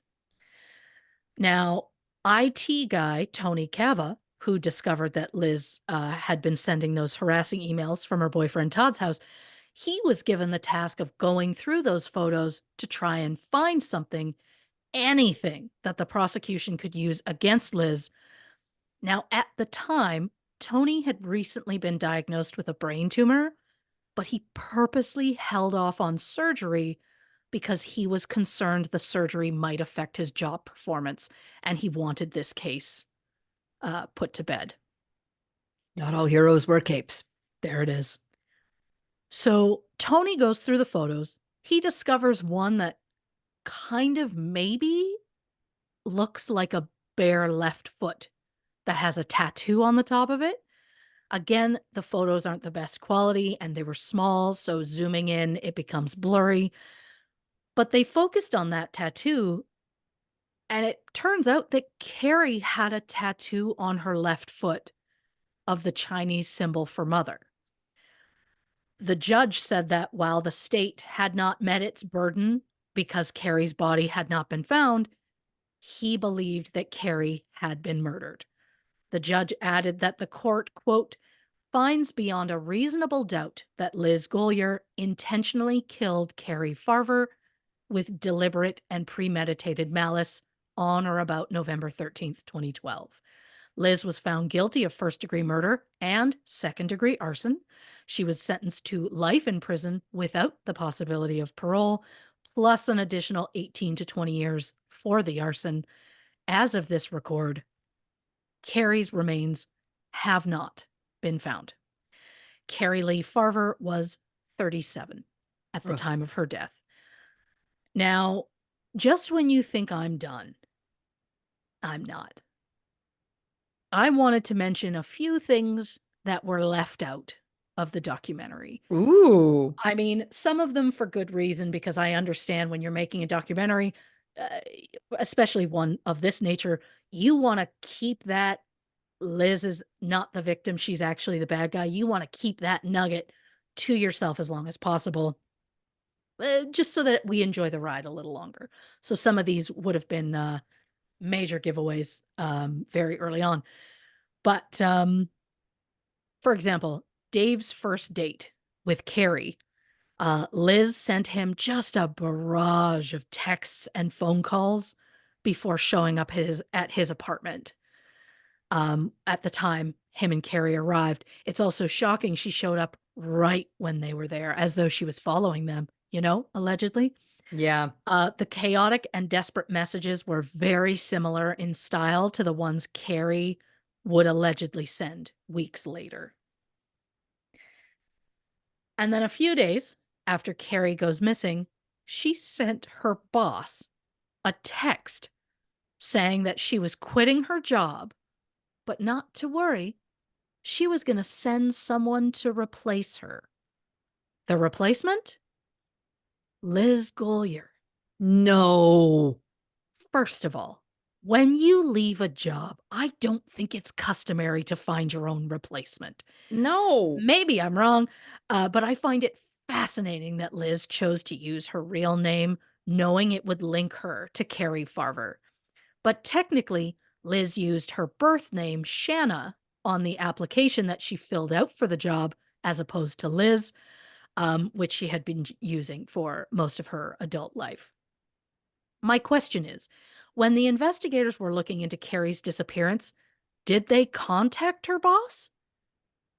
Because if so, then they would have learned immediately that Liz Golyer was linked to the Carrie's missing case. Like Yeah. immediately. But also, I mean, I don't believe Liz had the same technical abilities. It like she was a programmer. Like Carrie worked with computers all the time. I don't believe Liz had that same skill set. So it's wild that she thought she could do the same job. She also thought she could get away with murder. Great point. Also left out of the documentary was the fact that police searched Liz's house and a storage unit that Carrie's mother had rented to put Carrie's possessions in. In Liz's house, they found a camcorder, a digital camera, and a black and white shower curtain.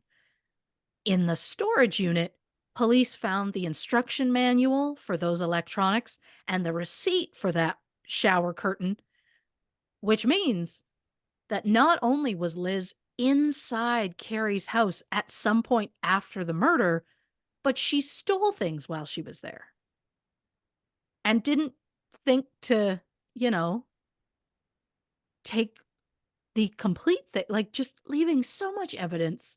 I mean, and good on her for doing that because I'm glad she got caught. Yeah.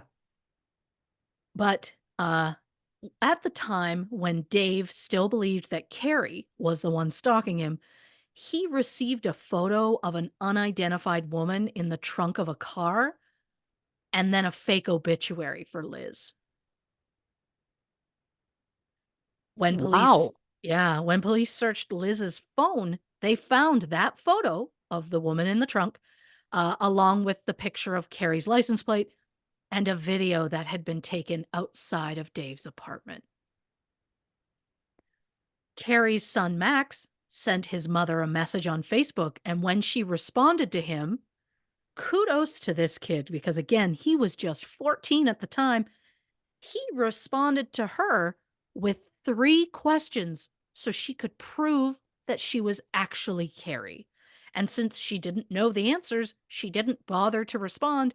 And so that's the moment Max knew his mother was not the person using that account. Incredibly impressive again, for a teenager. Yes. I mean, teenagers are impressive, but I never would have thought of that. I never would have been like, hey, is it really you? I need you to answer these 3 questions. I think you would.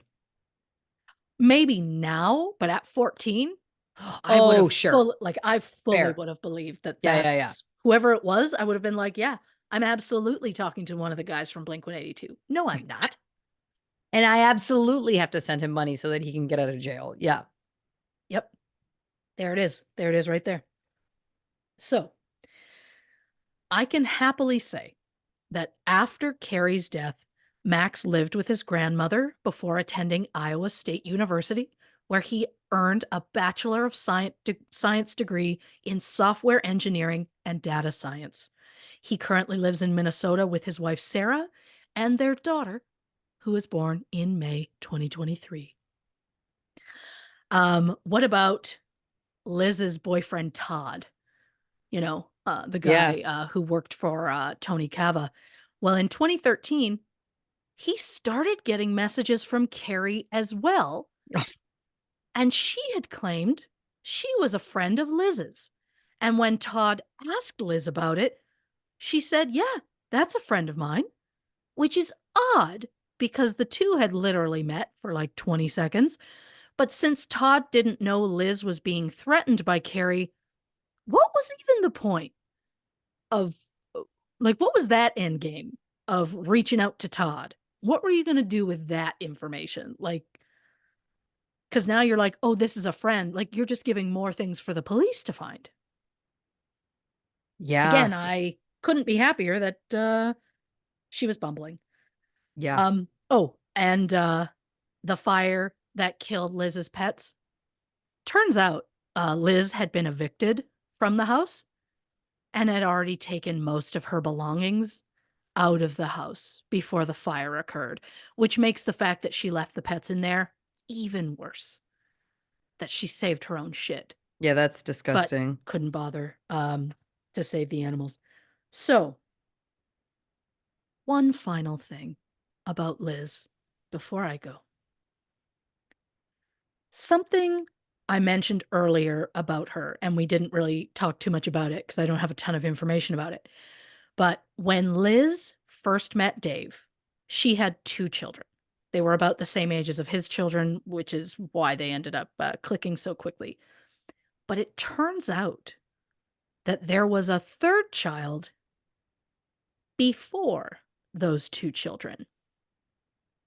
So we're going to do a little background on Liz. I'm listening.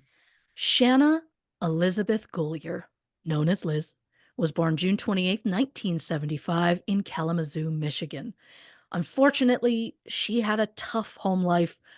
Her parents had previously lost custody of their two older children. When her father was arrested on charges of indecent sexual liberties with a minor, Liz was put into foster care. Her mother worked hard to get her children back, but just 2 weeks before they were going to be reunited, her mother was killed in a car accident in 1978. Liz's father drank himself to death, and the children were placed in separate foster homes. Liz eventually was adopted by a loving family. In the late 90s, Liz started dating a coworker named Raymond. They were together for about a year and broke up in August 1998 after the birth of their son, Cody Nathaniel Goulier. Liz was 23 at the time of the baby's birth. Soon after, she started a relationship with 21-year-old Glenn Hare. On January 29th, 1999, Cody was found unresponsive. He was taken to the hospital where he died hours later. He was just 5 months old. An autopsy revealed that Cody had suffered a brain hemorrhage caused by violent shaking that likely lasted more than 20 seconds. Liz's boyfriend Glenn was questioned by police. He admitted that he had thrown the baby in the air and caught him because it was like a game that they play that made the baby laugh. And then the police pressed him further, and Glenn admitted that maybe during that game he accidentally shook the baby. Glenn was charged with second-degree murder. During the trial, it was said that Liz had called Glenn at work on the night of Cody's death and told him she had dropped the baby and he needed to come home immediately. Liz testified that Glenn sent her 7 letters from jail asking her to lie for him during the trial and say she had called him at work to say she had dropped the baby and that he had stopped breathing. The letters all referred to Liz and Glenn as husband and wife, even though they weren't married or even engaged. Liz was the only person asked to confirm that the handwriting on those letters belonged to Glenn. She's not an expert, No. not even close. Just feels like an obvious misstep um, on the behalf of the court there. Um, Especially when Liz wore a disguise during her testimony, because at the time there was a warrant out for her arrest for car theft in Michigan. Oh boy. Glenn's family believe he was innocent and that the police badgered him into confessing. Glenn had learning difficulties from a brain injury he suffered as a child. The injury made it difficult for Glenn to read and write. So his family believes that Liz absolutely forged those letters herself. Wowzer. Cody's father, Raymond, told the press that he had once discovered a parenting magazine near his son's bed, which had an article about shaken baby syndrome earmarked. Raymond said he believed Liz was responsible. When Liz was asked about the magazine during the trial, she claimed Glenn's mother had given it to Glenn. Glenn was found guilty and sentenced to 8.5 years in prison. So did Liz really murder her infant son and then frame her boyfriend for it? Based on what she did to Carrie and even her own pets, I honestly think she is capable of anything. To this day, Liz claims she is innocent. She has said, quote, "I will not stop fighting until I am set free and they find the right person." That, of course, was in regards to Carrie Farfer's murder. Reporting for True Crime and Cocktails, I'm Christy Oxborrow. I got an envelope to open. Yeah, you do. I'm really digging this envelope. Again, stand by it. I'm digging this entire envelope situation. It was Liz all along. She killed Carrie. 100%. I Yeah. mean, for me, it's the reveal of like, you're right away, you're like, why would Carrie all of a sudden be like, we have to move in together? That feels weird. And then, like, right away, you're like, something's not right. Mhm. And then, of course, once it comes out, you're like, ah, shit. Yep, that makes a lot of sense. As soon as you said at the very beginning, as soon as you Mhm. said that Carrie's mom couldn't get a hold of her for days, the police came to Dave's work. He shows the police her texts. She at Facebook messages her mom. I was like, it's Liz. Immediately. I was like, it's too fishy. The timing Mhm. is too suspect. Right? Yeah. Yeah. And also the fact that she Facebook messaged her mom. I don't know It's why weird. that feels shadier to me also, especially when it's like, did her mom not have a phone? I mean, maybe not, but it Well, just she feels apparently did text her mom Happy Mother's Day on Mother's Day at one point. So, like, creepy. which, if you think about it, that's like 6 months later. So she's still keeping that going. Like the layers. Listen, I'll be honest. I don't feel great about being right. I mean, this Oh, is a I love terrible it. story. It's horrifying. This whole Oh thing is yeah. horrifying. But I will say it just speaks to when you do this long enough, you start to see some patterns in stories and in Yep. cases. Yeah. Yeah. Well, listen, let's take one more break. Grab another drink, hit the can again. What you do on that bowl is your business. And we'll be back to give our final thoughts on the Lover Stalker Killer episode of True Crime and Cocktails on three. One, two, three. Welcome back to this episode of True Crime and Cocktails. We're, of course, discussing the Lover Stalker Killer documentary. What a story. Yeah. What a story. Now, I was going to say fun anecdote. It's not fun. Anecdote related. Right from the beginning, you're like, Dave decides he's going to get on Plenty of Fish. Yep. Here is something I will share without giving any details. There is a friend of mine. This was back, oh my gosh, the early 2000s, maybe like 2003 to 2008 range. This person was a lawyer in criminal prosecution and said that in terms of the domestic violence cases that would come, if the people met on a dating site, Mhm. 100% of the time, it was Plenty of Fish. So there was amongst our group, there was this like kind of general thing where it's like, don't go on Plenty of Fish. Like it was just this like, we all abided by that. And this isn't saying that it's like, I'm not judging anyone who was on it. This was only because we had this like inside edge where it was like, hey, it feels like there's a lot of kind of stuff that's coming from this. But if you remember back to the interface felt very like Craigslist. It felt very kind of Sure. like I don't know. There was just always something about it. Again, I'm not judging Mm. anyone who uses or has used Plenty of Fish. I just Nope. as soon as you said that, it twigged this memory in my mind where it was like, "Oh, yeah, none of us did use that one because we were all scared of it because of our friend who Mhm. had a lot of experience in the court system." I will say, again, to your point, no shade to anyone who's ever been on there. We're not making a, uh, No, generalization about those people. Um, when I absolutely spoiled this entire episode for my husband while also confusing him, of course.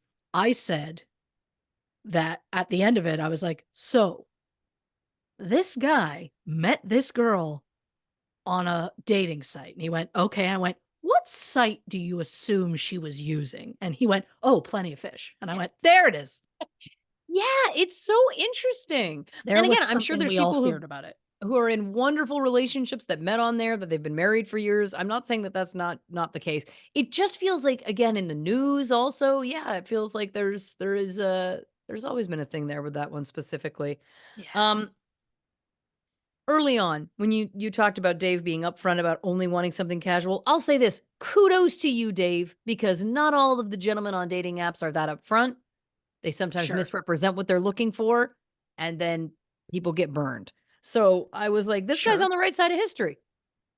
Sure. I mean, did I have a moment where I was like, "Yeah, did you? Did you say that?" Like, you're saying that now, and she hasn't said one way or the other. And even if she did, we won't believe her Right. at with her track Well record now. So I assume that he's legit by saying, that he told them up front well, you're gonna love that this. this This kind of is. leads seamlessly into my next comment, Mhm. which is, that being said, Mhm. Mhm. he's on this date with Carrie, brings her home, Liz shows up, and he says, "Well, it wasn't a big deal because they both knew I only wanted something casual." You had me and you lost me, Dave. You had me and you lost me. Because Mhm. here's the thing. Sure, on paper, absolutely, he's not wrong. Sure. Of course. But when you're bringing someone home for the first time and someone else that you recently started dating or not even dating, but went on a date with or a couple of Mhm. dates with is there or shows up, like, I, I don't think it matters how casual you're being. I think that that would make a lot of people go like, "What is this?" Yes. Like, if you're having someone show up the first time that I've gone back to your house, who's like, "Oh, sorry, just need to get something from here because clearly we boned the other night." Like, yeah, sure, you're right. He's still on the right side of history in terms of he's saying he was upfront with everybody. Great. But do I think it isn't a big deal? Yeah, I'm also like, I love that this is what bugged me and stuck with me. I take someone home, Sure. someone else I'm casually seeing shows up and is like, "Hey, I forgot that thing." I'm gonna go, "Cool, could you get it another time?" Yes. And then absolute worst case, you go, "Okay, cool. Tell me what it is and I'll go grab it."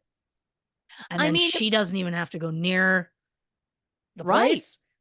Like, to me, it was like, you were like, "Oh, okay, well, sorry, we gotta cool it because she's showing up." And it's like, or Well, and it was have her enough leave. to make Carrie leave. Yeah, She was obviously uncomfortable or the whole interaction took long enough or whatever. Like, it wasn't 100% okay, Dave. Because if it was 100% okay and Carrie was not at all ruffled by this, then she would have stayed. yeah, Period. That's right? Now again, I'm sure he called her and was like, "I'm so sorry. I wasn't expecting that, whatever." And then she was sure, like, "All right, well, okay, well, why don't you come over?" No judgment to anybody involved with that decision making. sure. To me, it's more just like to say, "Oh, it was totally fine. It was no big deal," is a fallacy. Oh, yeah. She left. She left. She left. So it was obviously a big enough deal that she was like, "I'm gonna head out." Yeah, because it's like, not interested in this energy. Right. Right. 100%. Um, yeah. the escalation to 2 weeks in, we should move in together, fuck you, you ruined my life, all of that is fascinating to me. It's fascinating to me too that, like, look, I guess he didn't know her well enough, right? Like, he'd only known her for 2 weeks. Sure. And this isn't meant to be judgmental at all. I think for me, and it's very easy to say when we're on the other side of it and we're seeing it laid out very plainly. I think what's interesting to me is that it feels like people didn't catch on to this sooner. Oh, yeah. I mean, obviously, Liz showing up with the keys, the key on her, like her car has been keyed. No one's brain would go, she did that to herself, of course. Sure. For me, it's just like Carrie being like, yeah, you know what? I need time on my own. I'm going to move to another state. See ya. I'm not taking any of my stuff or my own child. Like, I understand that I mean, I think what's really sad here, like one of my big tragedy takeaways is that her mental illness or mental health rather got brought into the conversation Yeah. And then it because was enough to make them go, "Oh, well, that's it," obviously. right, when in reality it's like or maybe her leaving her pills is a sign. Maybe leaving her medication is a sign that she was killed, Yeah. like That she didn't leave of her own choice. right. Like, yeah. Because The to me, I idea that they guess brought it up and then they were like, "Well, that ends that conversation." I want to know when her bank account was checked. Was it Um, at the beginning? in 2015. This is what I'm saying. How are you not that feels like a very basic thing. Someone is gone unaccounted for Yep. in a way that her loved ones are saying this is abnormal. And you don't automatically go, let's just see what her bank account's been doing. Because you and I both know we've been doing this long enough. If there isn't any sort of consistent charges on that bank account, that's a huge red flag. To your point that you mentioned earlier, how is she surviving? We're not going to Yeah. assume that she's found a bag of money or someone to financially support her after only making a purchase at a dollar store in a Walmart. Like Yeah. that feels like a I mean listen, that just feels like a bit of a misstep to me on the police's part in Oh, investigating, 100%. right?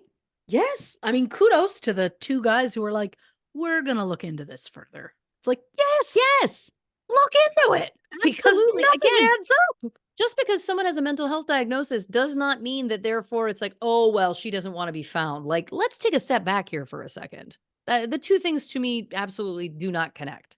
Correct. And even more so, if we are to believe that she's having some sort of mental health episode, doesn't that make you wanna look for her more? Instead of Right. going like, "Well, she doesn't wanna be found." It's like, but if she's not on her medication and she's having a manic episode, like, that person is in danger and needs help, needs assistance. 100%. Disgusting. Um, Spray painting horror in your own house. But then Dave and Liz bond over everything and rekindle. Of course they do. She got Yeah. exactly what she wanted. She played it very Yep. well to that point. Yep. For me, it's the point where after the fire that she went, "You know what? I have to leave. I can't take this anymore." And she bounced out of his life for months. So I'm like, "So, like, were you just fucking with him then at that point where you were like, I'll be gone long enough that he thinks it's over, and then I'm gonna come back." Great question. My question about the fire is why'd you need the fire? You already got him back. Is it just because was that a red herring? Is it because she was getting evicted and she felt a certain way about it, so she decided to burn it to the ground? Like, that almost feels like it's an aside to me, because at this point, Great you'd already point. got the dude back. Why would you escalate? You don't need to have your house burned down. Great point. Yeah, it makes no sense. It makes no sense, and again, one would think that that would only put the pressure harder on them trying to find Carrie, which would put the pressure more on her getting caught, but she's a true narcissist where she thinks she's so much smarter than everybody that she's not going to Oh, get yeah. caught. That's throughout this whole thing. And I would also add, I feel like it's not just narcissism. I feel like there is some level of sociopathy or psychopathy present because the lack of empathy about the animals is stunning. Oh, yeah. The lack of empathy about all of it, don't get me wrong. It's just when we broke it down when we were talking during the episode about she absolutely could have gotten them out. Oh, yeah. It was a choice. That's where it falls apart. That Yes. to me, I'm like, well, that's premeditated. 100%. She planned for a time where her kids weren't going to be there. She was being evicted, so she already took stuff out that she cared about and that, most of her crap, she only left like basic things behind so that it looked like she lost everything. But it's like there was no part of you that was like, "You know what? I'll get I'll get the animals out and be like, I barely got them out."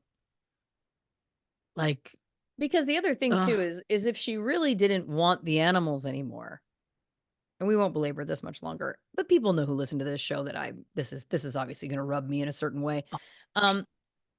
you could get rid of them. You could take them to a shelter. You could say, "My house burned down. I no longer am able to care for these animals. I need someone to take them in." Like, if you wanted to be, to no longer have that responsibility, that's an easy fix. They don't need to Yep, die. correct. Yeah, that's again, in building the profile, that's next level. Um, Dave moves to Iowa, gets the new phone, get the phone number, gets the new job, goes back to Plenty of Fish, and that's a moment where I wanna say, "Hey, buddy, what? Try another one. Try Yeah. another one." There were You a were at a lot of them. you had a 50% success rate. You had a you had a you had a rough go. Mhm, Rough mhm. go, and I know that he thought it was Carrie, but he did still I know he met her in real life, then saw her on Plenty of Fish. To me, it's just like, okay, Cupid was big back then. There was lots of other choices Yeah. at that time Mhm. that were available, man. It's What do it's you do? What are you interesting that thinking? that specifically was the choice. Yeah. Yeah. Okay, Cupid, you didn't have to want a relationship. Like if he was so hell bent on being casual, which is again his prerogative, it didn't have to be Plenty of Fish. My God, didn't Tinder exist back then? Oh, I have no idea.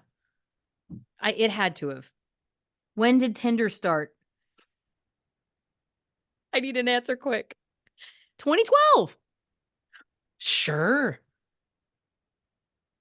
We're in the time zone here. It would have been the latest and greatest way to hook up. Anyway, Right. again, a 29-year-old tattoo artist just also feels like, as you were saying it, I was like, this is clearly fake. Like, not that he was that much old. I guess he would have been, he's not the crazy amount older than her, but it just immediately I was like, of course, Oh, this is yeah, Liz again. he would have been late 30s at that Right. point. So she knew what she was doing. She obviously Of knew what he was course. into. Oh, yeah. Oh my God. Um, Yeah, again, thank God that these police detectives were like, "We need to go further."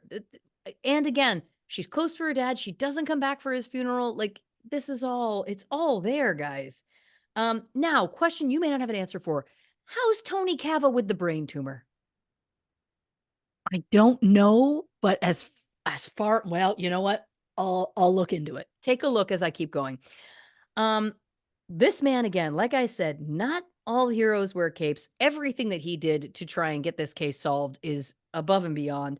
The detail that Liz was dating his underling will never not be that's because at this point, I already knew the reveal, right? Like, Of I felt the course. reveal coming. Yeah. That reveal, that twist, did she know? I And then assume also, not. this is another thing I don't understand. She's using VPNs except when she's at the house of someone who works in IT for what is essentially like the police department, government, whatever you wanna label it as. City, county, whatever. Potawatomi. Yeah. Thank you very much. Now You she's know what just I'm saying? I'm showing like, off. she was like, "This is the time I don't need the VPN?" Why did she get sloppy? That doesn't Oh, make any I sense. there's so many things. Okay. I did find an article because apparently when you put his name in, the first thing that comes up as like a do you want to add this to your search is brain tumor. And so Ah, apparently he did give an update in February of this year. So shortly after that documentary came out. Um, yeah, I'm not doing the surgery till it's done. Um, he went on Reddit to to answer the questions from viewers. so he's still Um, alive. oh yes. Oh, Beautiful. he confirmed he said no surgery, radiation treatment seems to have done the trick, though I do try to blame every little thing I forget on the tumor. Otherwise, what's the point in having one? Thanks for the concern, Oh, was his thing. okay. So he seems to be doing okay. He seems Well, to be doing well. that's So nice. so that is something. But yeah, to say that I gasped in a Oh, way that because it would make is sense to rare. me if there was something she could get from him. But it feels like Sure. that was her undoing. Oh yeah, especially when she then also had Carrie contact him out of nowhere. It's like, well, how would Carrie have gotten his information and why? This makes no sense. So it just they didn't explain it further, and so then I'm like, did somehow she use Carrie as like almost like a reference? Because why else would she have Carrie message her current like Liz's current boyfriend? What was the point of even linking those two together? It made no Point. sense. But oh, when he said, "I'm essentially his boss," I died. I couldn't believe it. Yeah, I was like, that's "What are the wild. odds of that?" I Oh, mean, it's I'm gonna insane. watch this because I want to see that reveal in real time. Yeah, good for you. Um, when you said Liz impersonated Carrie the whole time, I just wrote down, of course, the The whole whole time. time? Yeah. Um, Shout out Sally Field. thank you very much. Now, here's the thing. Dave gets given a gun. The police say he should move in with Amy to protect her. I just wrote, move in, hide all of them. Oh, yeah. Hide all of them. I don't know that putting Dave, who's the ultimate target of all of her attention with his ex-girlfriend, mother of his children and children, I don't know if that's the move. I'd say that they all need to go into some sort of hiding. Like, this is crazy. Again, the way she ate out of their hand. I just wrote down when the police start to manipulate her, I just wrote down she's smarter than this. She's managed to pull off a murder that she's never been even linked to until now. She's managed to pull off this elaborate web of deception Yep. for many years. But then she falls for the police being like, "Ooh, if only we had more evidence." Like, again, and I'll give the kudos to the detectives in this situation. They were right. To me, if I had been there, I would have been like, "She's not that stupid." I was wrong. But I have to remember it's not about stupidity or intelligence, it's about her bravado and ego. So again, she Sure. just saw a way to continue to play this game, this delusion that she liked to live in, and they were right on that. It just shocks me. Oh, yeah. That doesn't feel like it would be a thing that would work. It feels like something you'd put in a movie or a TV show, and the audience would go, Right. "What? Nobody would do that." But they did. Like, Yeah, it's insane to me that that worked. it's wild. And then the specifics too of like, you know, pretending to be Amy, saying Dave came back to a real woman, but everybody knows he didn't. They can fact check that. The police can fact check that. They already know they're not together. Yeah. It's again, I mean, her own, like I said, her own delusion. And listen, I don't have enough time or technically expertise to really give an accurate profile of what's going on with her because she befuddles me a little bit. Because on Sure. one hand, it feels like it's this narcissism, sociopathy, etc. But then on the other hand, I'm going, is she living in a delusion? Did she start to convince herself that some of this was true? And then what is that about? Is that about this? Where does that come from? Her overt childhood trauma. I mean, sure. It's just interesting to me that it would manifest in this specific way, in that it was like because also she was like, I have to do anything to get him. But then it almost, and listen, I would need to get this. You'll love this. I'd need to interview her to know the real answer to this. Um, but she wouldn't admit it Mhm. anyway, so it doesn't matter. But when she started dating Todd, was she still hyper fixated and focused on trying to ultimately be with Dave? Or was she just hyper fixated and hyper focused on the reality that she had created, the delusion? Because it Sure. feels like at some point being with him may have faded away for her. I would agree. I mean, it seemed, especially, in the messages she sent where she was just like, I wanna ruin your life because you've ruined me." I think she was so upset, essentially being passed over for Right. Carrie at the beginning, that something in her broke, and she was like, "I don't care if I'm with him or not. I want him miserable." Right. And so it was to the point where even when they were together, she was like, "Nope. I'm gonna make this guy suffer because I get more pleasure out of torturing him mentally than I ever did from this relationship." Which is interesting because again, oftentimes when we see stalking, it's the person's like, I want them or no one else can have them. Sure. Right. So it's interesting that this was not necessarily that by the end for her. Um, yeah, kudos to Carrie's son Max for asking his, this person impersonating his mother the question she couldn't answer. I guess for me, I'm like, did the police know? Did the police take him seriously? Because that's a huge issue that happened early on. That happened so early, within the first year. That Easily and the within, like, bank account, months. that Yeah. those 2 things to me, that and the bank account information to me should have been discovered earlier, and that to me is enough of like, okay, they may not have been able to have linked her to Liz yet, but to me, then that's like, oh, something's happened to this woman. There's Oh, been no charges on her 100%. bank account, and she couldn't answer these questions that her son asked her. Again, blaming it all on mental health is just really gross. 100%. And again, even if they didn't hear about, even if they didn't bother looking into the bank account, or if they didn't hear about, what happened with the son, all it would have taken was be like, "Oh, contact all friends and family, see if anyone's heard from her. No? Okay, well, contact her work." And then her Yeah. boss could have said, "Hey, well, she actually quit via text, but she suggested this woman, who weirdly enough is the woman that, like, these 2 have never met. Like, they've never had discussions, they're not friends. Like, they would have her name immediately. Right. But that's all it would take. It would be like, "Well, there's her name," and then they'd go back and be like, "Wow, there is actually, that woman is already linked to this case." They're questioning her less than a year in. Yes. Then the house doesn't burn down, the pets are alive, she doesn't get shot. There's all these things. Yeah. And then it's like, I bet you anything, if they had looked into it, like, like, as soon as that missing persons report was put out, which was, like, I think I said, what, the 16th or something like that. Um, if they had contacted her boss and then got the name and then been able to link things, I bet they could have found her body. I just, especially if, I mean, obviously they wouldn't have known the information, that they knew at the end about, assuming she did do what she claims happened.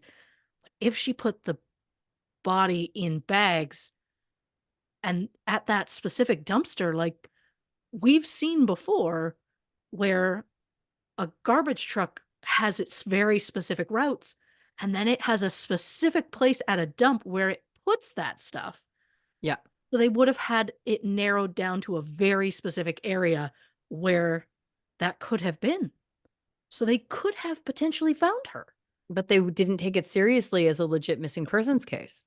Nope. It's so sad. The last thing I wanted to say very quickly was just this update about her first baby, Cody, tragically dying at 5 months old is fascinating, horrifying.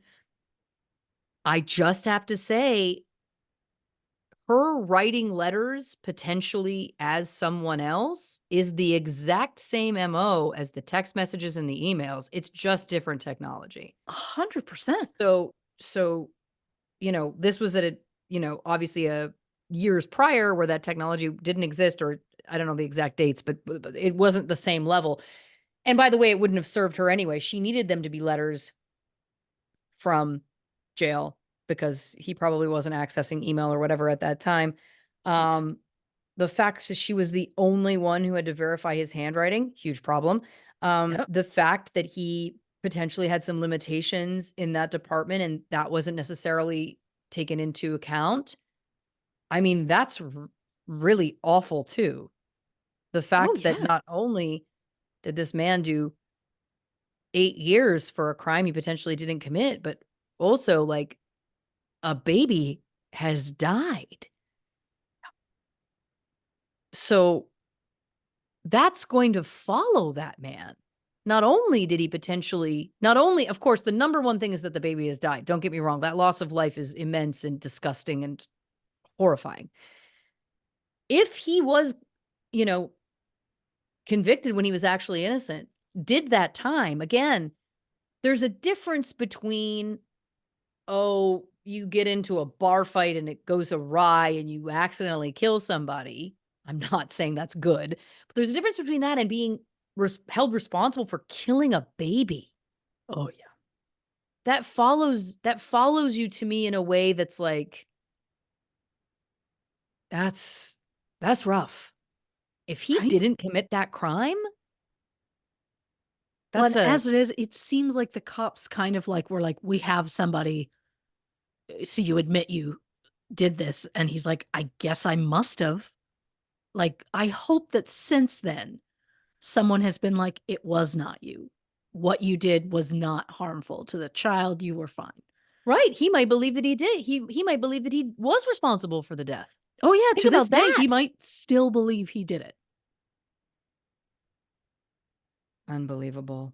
Yeah. She is truly fascinating to me.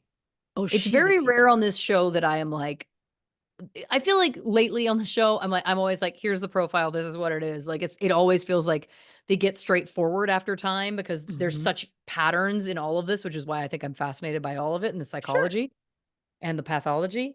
But she eludes me. She eludes me. And I've got to watch this documentary now because I got to see it. Does she talk in it? Do we talk to her? She's not there. No. That's a shame. Yeah. That's a shame. Yeah.